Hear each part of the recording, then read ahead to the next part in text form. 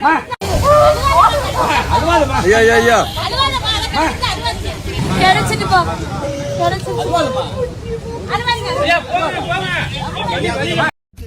Friends, எல்லோருக்கும் வணக்கம். நான் உங்கள் ஜே. திருவள்ளூர் மாவட்டத்தில் துரைங்கிற ஒரு தூய்மை பணியாளர் தூய்மை பணியில் ஈடுபட்டு இருக்கும்போது 30 லட்ச ரூபா மதிப்புள்ள தங்க நகை மற்றும் வெள்ளி நகை அவர் கையில் கிடச்சிருக்கு.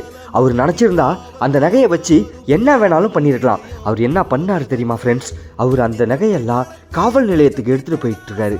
அவர் எடுத்துகிட்டு போகும்போது உள்ள காட்சியை தான் நீங்கள் ஃபஸ்ட்டு பார்த்தீங்க. அந்த பெண்ணோட அழுகையை பார்த்தீங்களா? அவங்க இந்த நகையெல்லாம் எவ்வளோ கஷ்டப்பட்டு சம்பாரித்து சேகரிச்சிருப்பாங்க.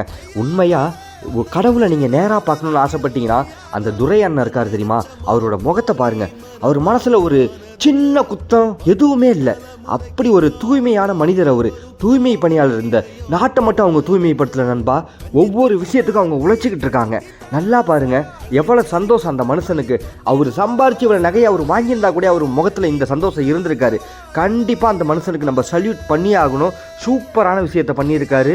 தொடர்ந்து சப்போர்ட் பண்ணுங்கள். நான் உங்கள் ஜே. நன்றி.